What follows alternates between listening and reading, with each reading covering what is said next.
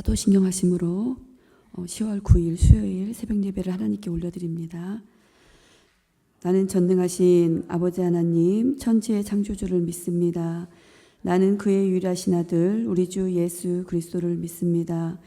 그는 성령으로 잉태되어 동정녀 마리아에게 나시고 본디오 빌라도에게 고난을 받아 십자가에 못 박혀 죽으시고 장사된 지 사흘 만에 죽은 자 가운데서 다시 살아나셨으며 하늘에 오르시어 전능하신 아버지 하나님 우편에 앉아 계시다가 거기로부터 살아있는 자와 죽은 자를 심판하러 오십니다. 나는 성령을 믿으며 거룩한 공교회와 성도의 교제와 죄를 용서받는 것과 몸의 부활과 영생을 믿습니다. 아멘.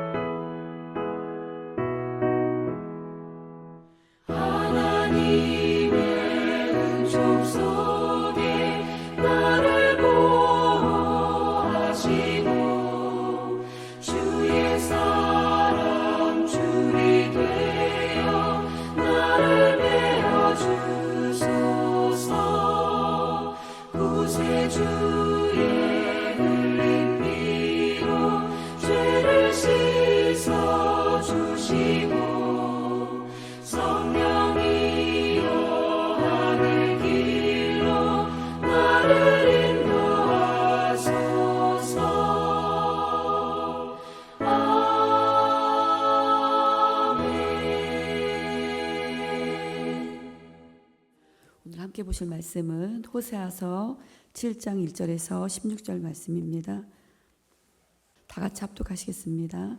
내가 이스라엘을 치료할 때에 에브라임의 죄와 사마리아의 악이 드러났도다. 그들은 거짓을 행하며 악으로 들어가 도둑질하고 밖으로 떼지어 누락질하며 내가 모든 악을 기억하였음을 그들이 마음에 생각지 아니하거니와 이제 그들의 행위가 그들을 에워싸고 내 얼굴 앞에 있도다.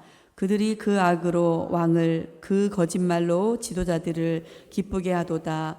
그들은 다 간음하는 자라 가자 만드는 자에 의해 달궈진 하독 같도다.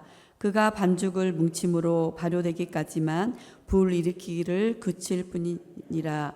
우리 왕의 날에 지도자들은 술의 뜨거움으로 병이 나며 왕은 오만한 자들과 더불어 악수하는도다.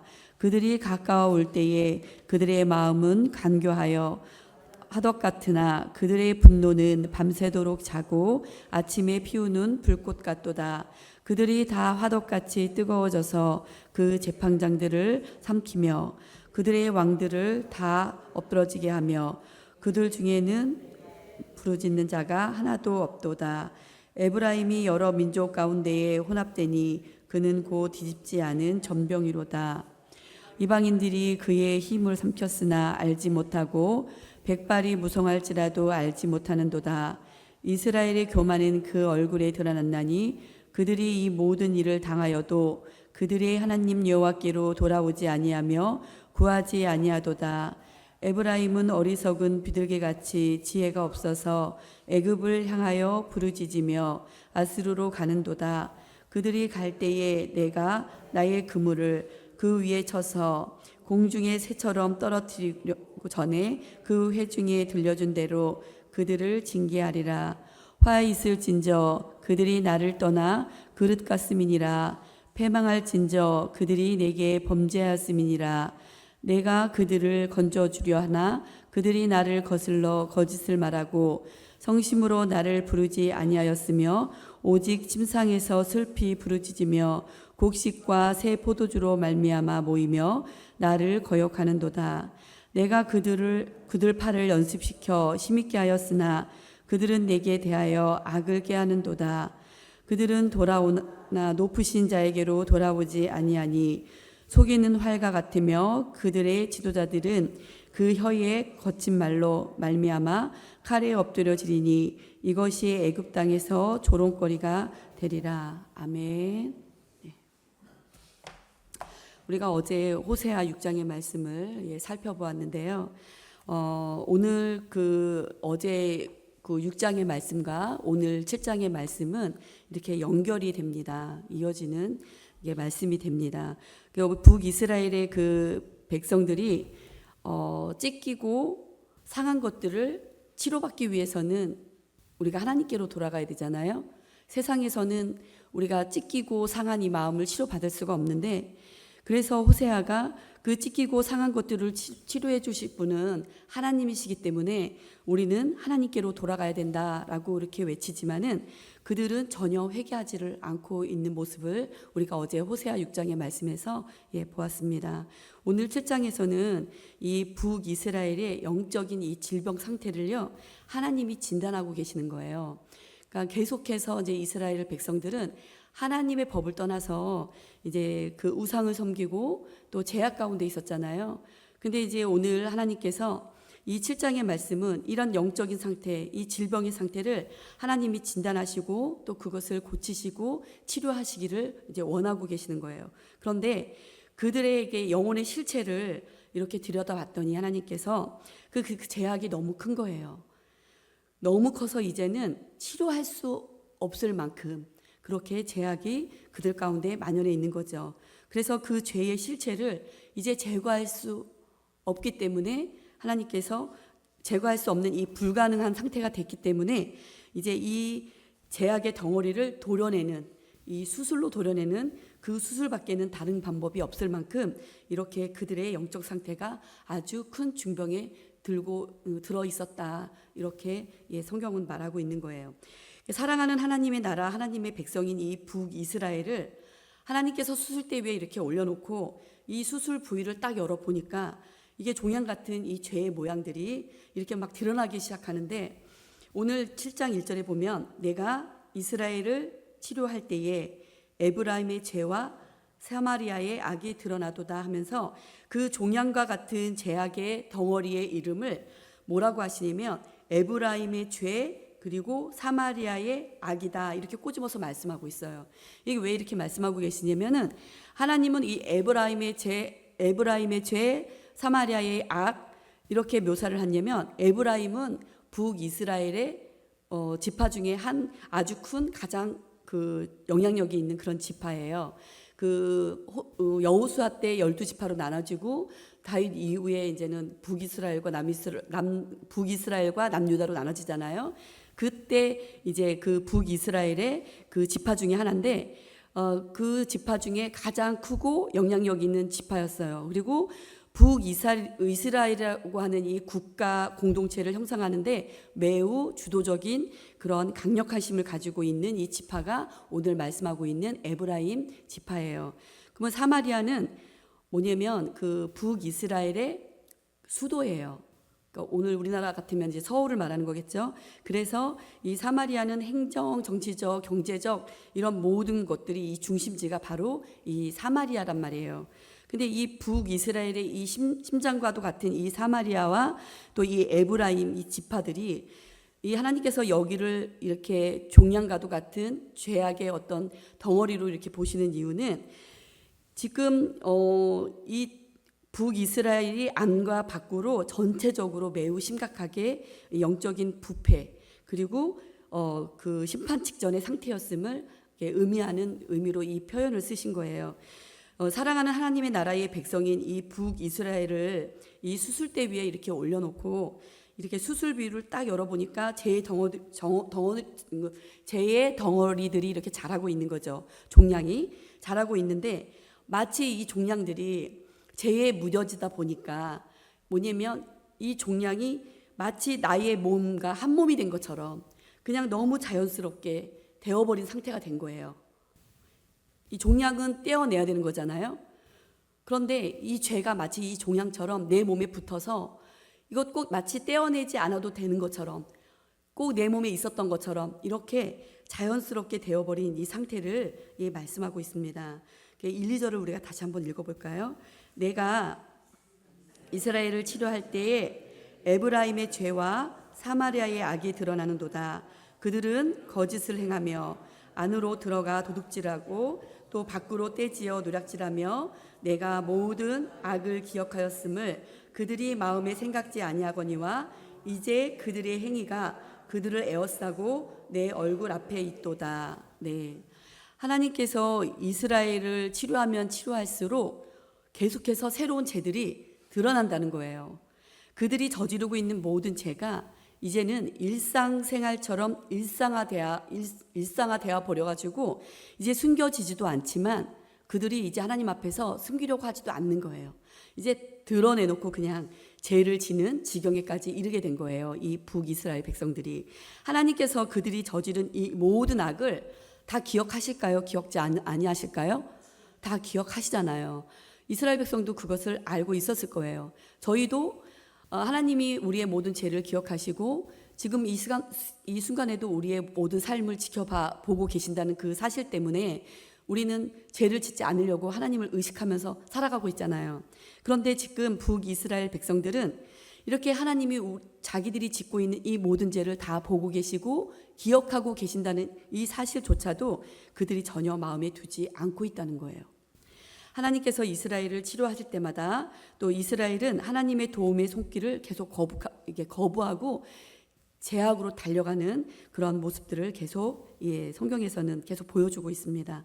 마치 치료를 거부하는 그 고약한 환자처럼 치료를 해주겠다는 의사가 계속 치료를 해주겠다고 하는데 나는 치료를 받고 싶지 않아 하면서 달려가는 그러한 고약한 환자처럼 지금 북이스라엘 백성들은 하나님 앞에서 그런 모양새로 나가고 있는 거예요. 바알로 또 세상으로 또 그 음란한 죄의 현장으로 달려가기만 하는 거예요.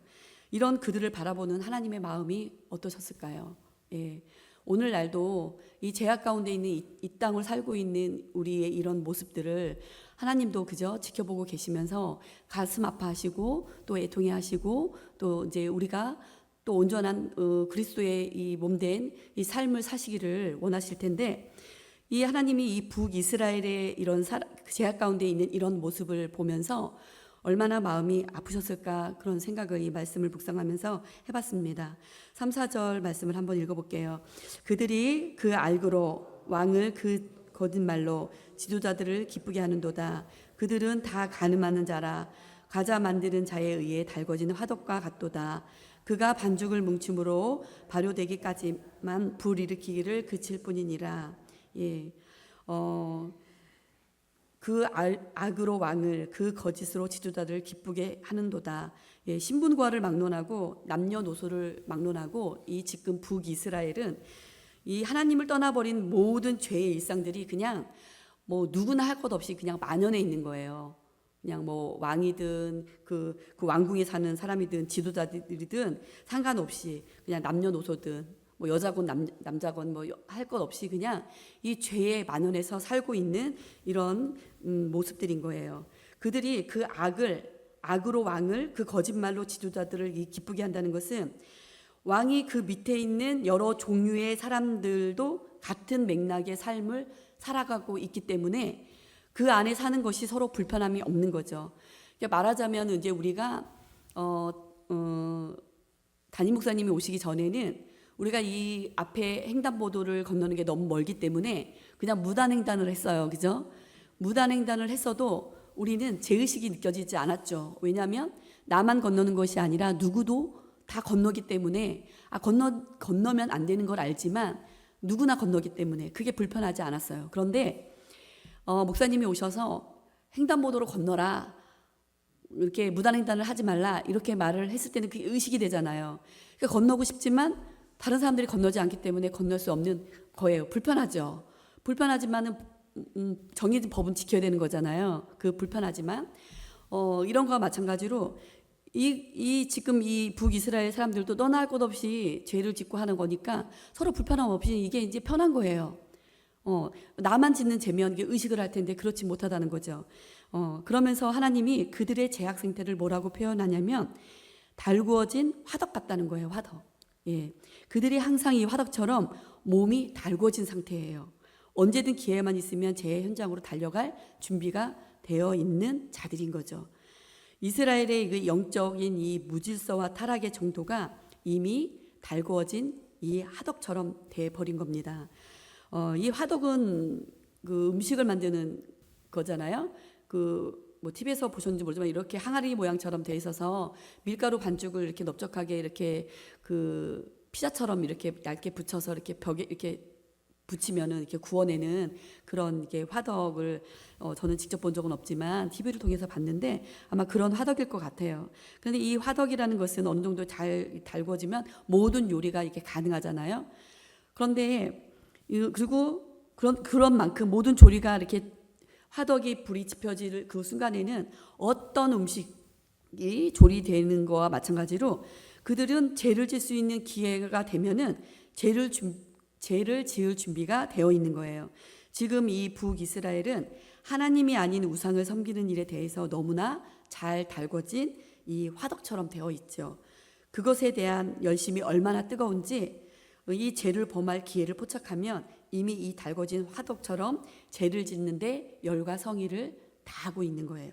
그런데 성경에 보니까 달궈진 화덕이 잠시 멈출 때가 있는데 그때가 언제냐면 그 바로 반죽을 만들어서 발효될 때 그때 불 일으키기를 잠시 멈춘다는 거예요. 그러니까 이 반죽은 그러니까 뭐냐면은 화덕은 항상 이제 불이 지펴져 있어요. 근데 이제 그 밀가루를 이렇게 빚어서 빵을 구워낼 때는 뭔가 바람을 일으켜서 이제 불을 더 이제 활활 타게 한 다음에 이제 빵을 굽겠죠. 여기서 말하는 그 반죽은 그러니까 죄의 모양인 거예요. 죄의 모양.